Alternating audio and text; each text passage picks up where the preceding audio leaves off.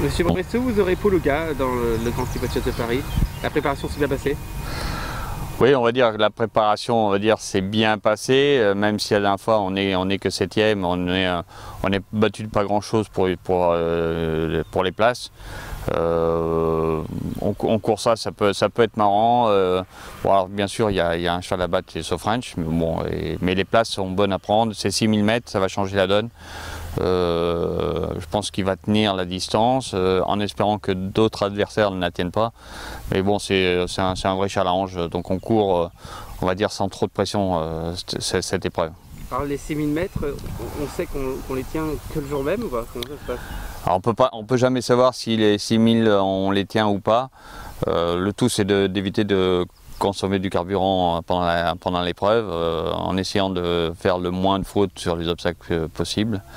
C'est vrai que, bon, enfin, un cheval qui tient 4004, normalement pour moi, s'il tient 4004, je ne vois pas pourquoi il ne tiendrait pas 6000.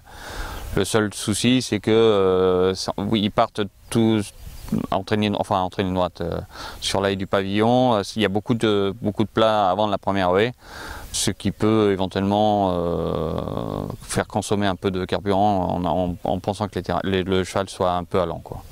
Et Paul Augat, ça pourrait lui arriver?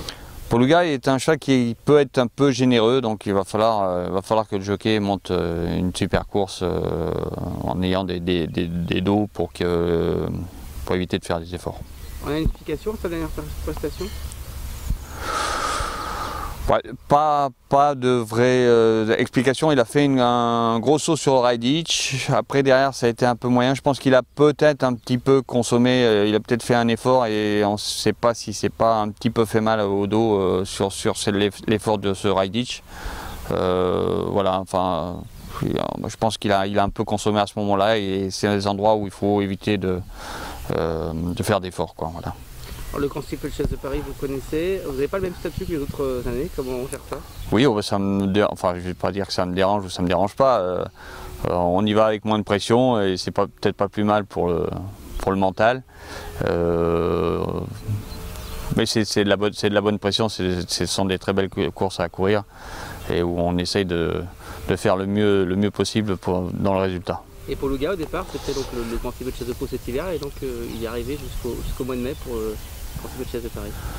Oui, enfin avant le coup, j'avais jamais pensé courir le Grand Slip avec ce cheval-là. Je voulais éventuellement, comme c'est un 5 ans, pourquoi pas faire l'impasse sur le Grand Slip cette année et aller éventuellement, comme j'avais fait avec Miller Thomas sur les dragues. Mais à part Sofrench, les places sont bonnes à prendre et pourquoi pas, il y a déjà eu des 5 ans qui ont gagné ce Grand Slip et pourquoi pas, peut-être pas le gagner, mais bien courir. C'est un cheval qui arrive encore mieux que la dernière fois ou... Le cheval se durcit avec l'âge. J'avais un peu peur que mentalement il passe pas trop le cap dans son année de 5 ans parce que c'est un cheval qui est compliqué, beaucoup de caractère.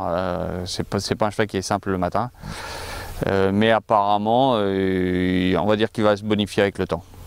D'accord, donc ce dimanche, ce dimanche, si encore bien, on sera très content. Ça sera peut-être pas une victoire, mais on sera content si on est dans les 4-5 premiers. Très bien, merci.